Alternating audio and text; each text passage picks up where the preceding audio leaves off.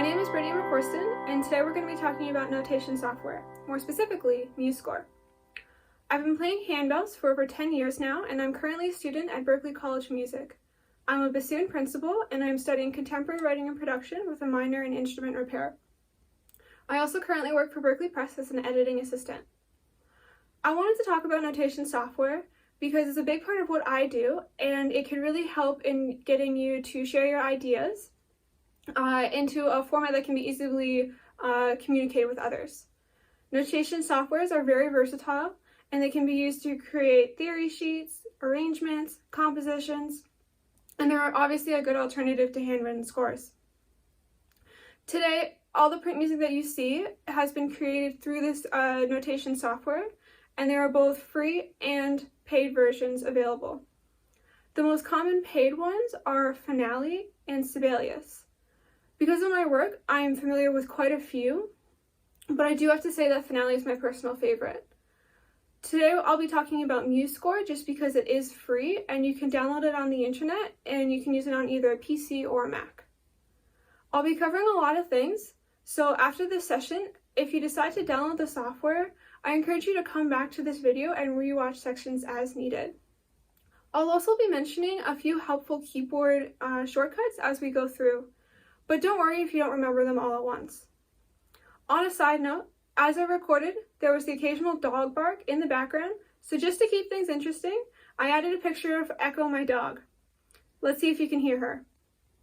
So let's get started in MuseScore. The first thing you need to do is load the software. I already have it downloaded, but if you don't, you can just go online and you can download it through the MuseScore website. So when you first load the software, this is the window that you're going to see. I have a bunch of other ones because it does show you some of your most recent ones, but in this case we're just going to hit create a new score and that will just give you a blank new template.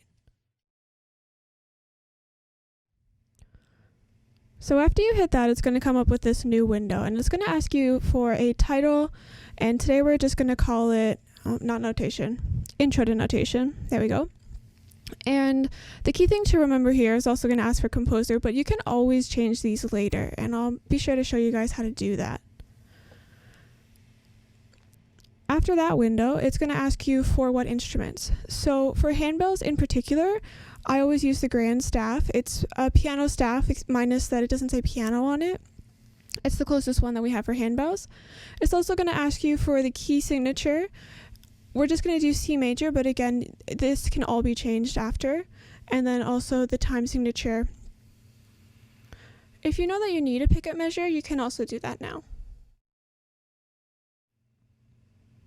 So this is what it looks like right when you open it. And the first thing that I always like to do is it gives you a bunch of measures, and it's just a whole lot easier on the eyes if it's 4 per system.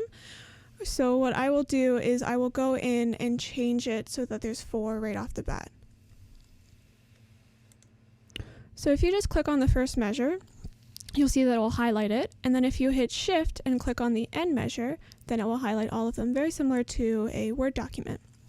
And then you go into format, add/remove system breaks, and you just set it to 4 measures. So now it's nice and clean, and there's only 4 measures per system.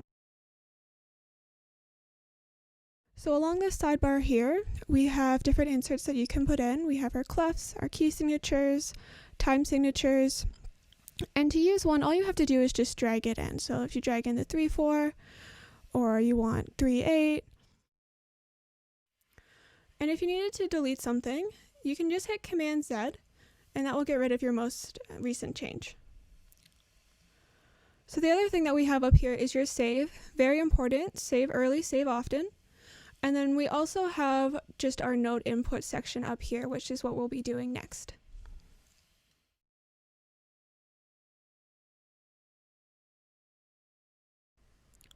All right, so let's talk about how to enter some notes. The first thing that you need to do is go to the N up in the little corner and check it off. That is for our note input. And then there's 2 ways to enter notes. The first one is that you can just click them in.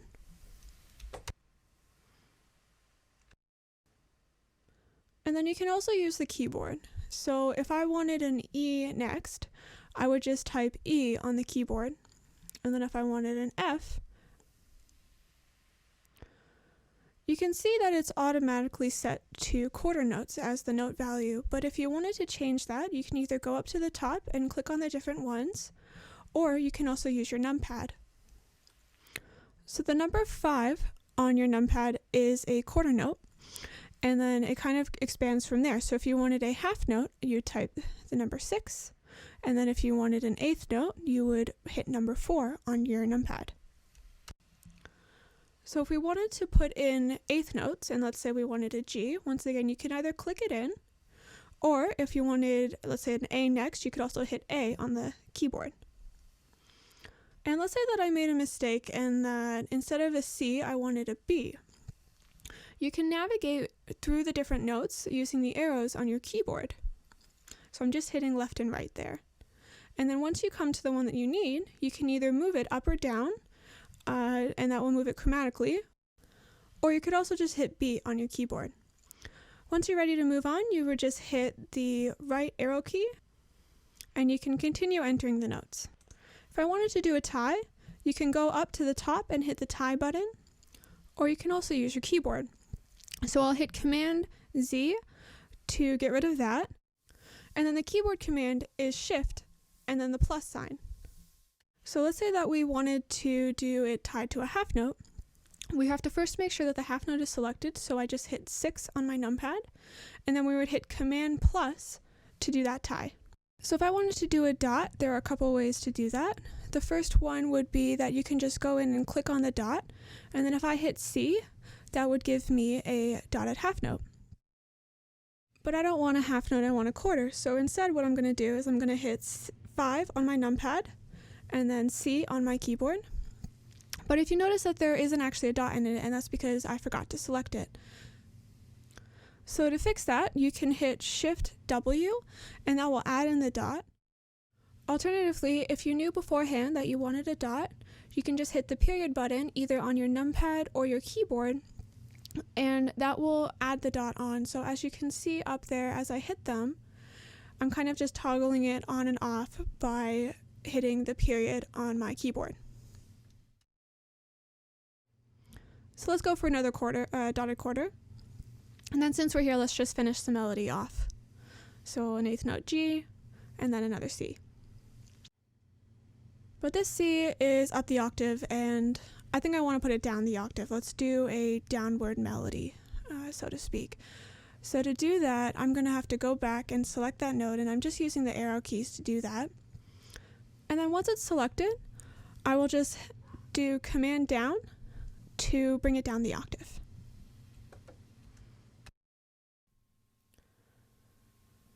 So now that we've kind of gone through some of the basics of how to use MuseScore, I'm now going to go into some handbell specific stuff.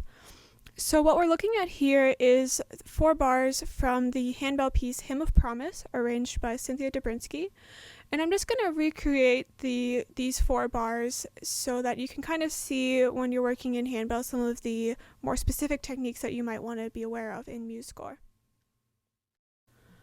So the first thing that you want to do is set your key signature and time signature since they're not in 4/4.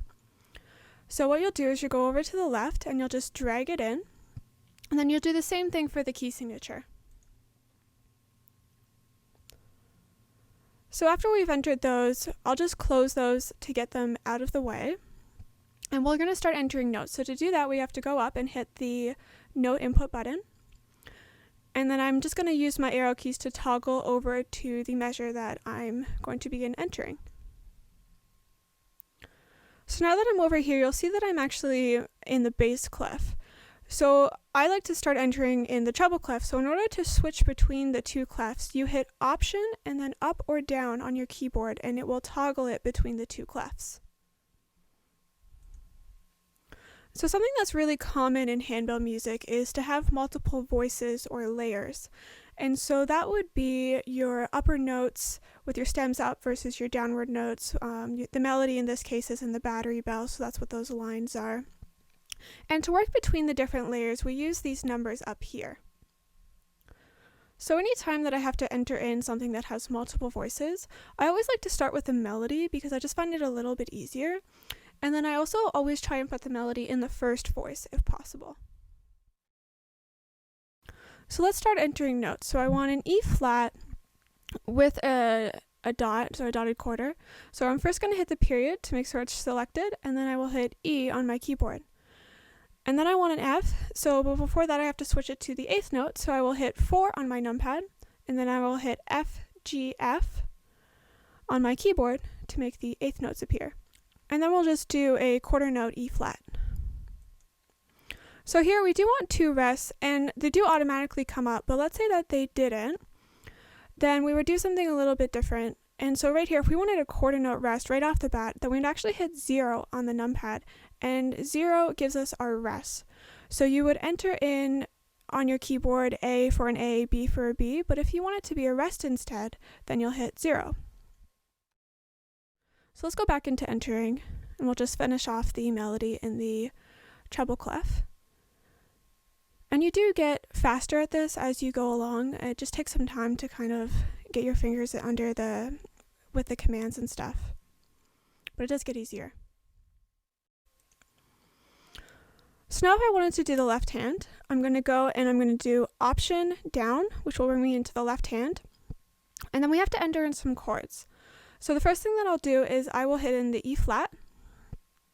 And then if you know the interval that you want to hit above, if you hit Shift and then the interval number, it will give you the interval above whatever the E flat is. So I hit Shift 5 and that gives me a B flat. And then I'll hit Shift 4, 3, and 3. And then you can just kind of go along and do that.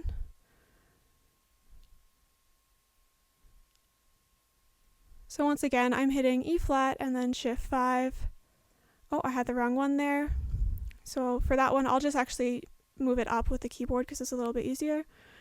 And then I'll go back to doing Shift 3, 3.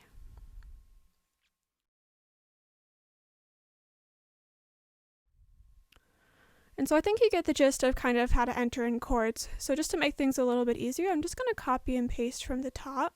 To do that, you just turn off the note input, select them, Command C and Command V. Copy and paste are your best friends when you're doing this kind of work. So now let's talk a little bit about layers, and we have to enter in that uppermost melody. So everything automatically gets entered into layer 1, but if we wanted to enter it into layer 2, which is what we want to do whenever we have 2 melodies or 2 things in the same staff, then I'm gonna go back to the beginning, and I'm gonna hit Option up on my keyboard to get back up to the treble clef, and then I'll hit the number 2, and you'll see how it turned green, so that means that I'm now in the second layer. And then I'll just enter things in as I need it. So I'll hit the 8th note, and then the B flat, A flat, quarter note G, and then the E flat. And you can just kind of keep entering it in. It will automatically stay in 2. So you'll see that one actually went into the wrong octave. So to fix it, I will do Command up, and then it will bring it up to the next octave. And it's actually very intuitive, meaning that once it's up the octave and you hit A, which is what we need next, it will stay up the octave.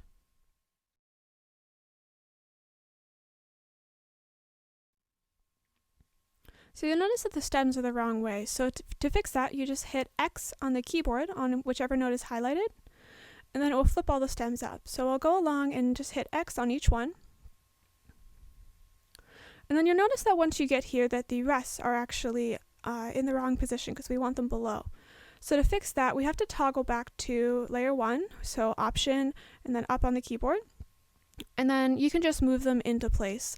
These are called floating rests, meaning that they can kind of sit wherever on the staff. So it's common that especially when you're dealing with layers, that you have to move them around. All right, so let's just finish those top notes off.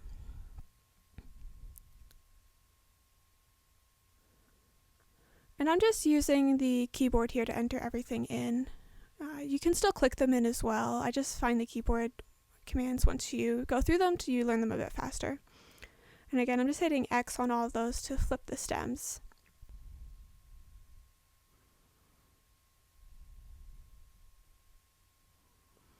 Oh, and it looks like I just missed that one on the end, so let's go back and fix that one as well. So now that we have all the notes entered in, we can go ahead and do the articulations. And I always leave the articulations until the end, just because you never know if you're going to change stuff, and it's just a whole lot easier to do that. Oh, but looks like I actually forgot some of the notes. I just realized in the bottom. So I'm going to skip that for now, but if you wanted to do it, it would just be in layer 2 again, but entering it in the bass clef instead. But same thing as we did before. And then if you wanted to hide some of these rests, because you'll notice that we have 2 of them, you can either hit V on a note that's selected, or you can go and just put one on top of the other. I prefer to hide them, but either one is fine. And you'll see that the ones that were grayed out, that is just showing that it's there but hidden. But if you were to hand this over to, if you were to print it off or something, then it wouldn't be actually on the printed score. So that's why it kind of looks shaded gray. All right, so that was a little bit about moving rests again. Sorry about that, it was a bit of a tangent. But let's go back on to putting in the articulations. So articulations are kind of found on the side. I made a specific one under Add Palettes for Handbell Techniques, and I'm happy to share this with anybody who needs it. I just find it a little bit easier to have them all handy, just because handbell ones are a bit different. To add articulations, you just drag them in and then place them where you need them. So I'm just dragging each one in.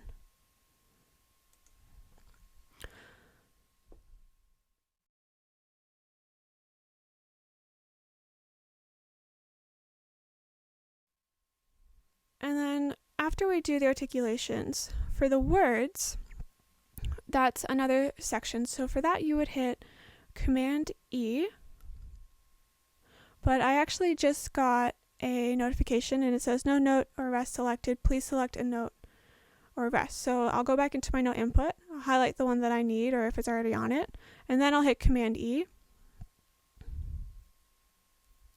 And you'll see that this little thing just popped up at the bottom. And then a little word box appeared as well. So I'll type in whatever I need. In this case, it's LV. I want it bold, but not italicized. And then you just drag it up. And then for the other wording, we're just going to do the same thing. So I'm going to go back into my note input. And then we'll hit Option down, which will bring me down to the bass clef. And again, we'll hit Command E to make that new expression. And we'll type in what we want.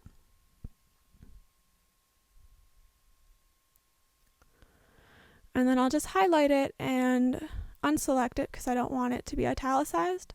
And you can also change the font and the size as well if you needed to. And I'll just drag it up to where it needs to be. Alright, so for the lines, I use the line tool.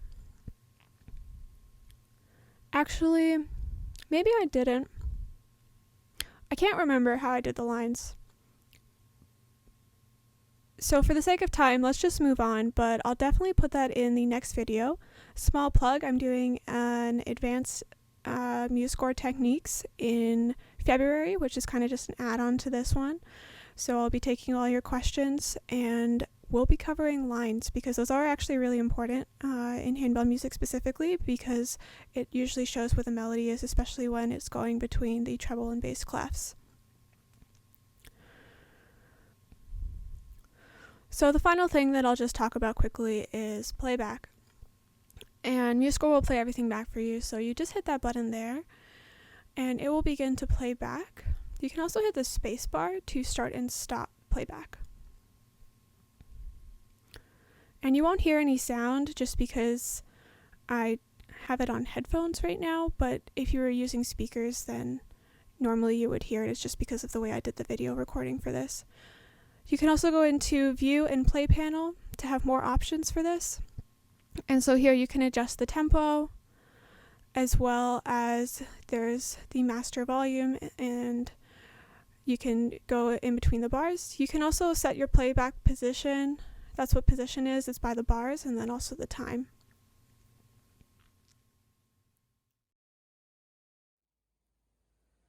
Thanks for watching this video. I know that we covered a lot, so feel free to rewatch anything as needed. Learning a notation software for the first time, like any software, can be really frustrating, so please reach out to me if you encounter any trouble. In February, I'll be doing another session that covers more specific handbell notation as well as some more advanced techniques in MuseScore. If there's something specific that you want me to cover or any issues that you've come across as you begin using MuseScore, please let me know and I'll be sure to cover it in the next video. Thanks for watching!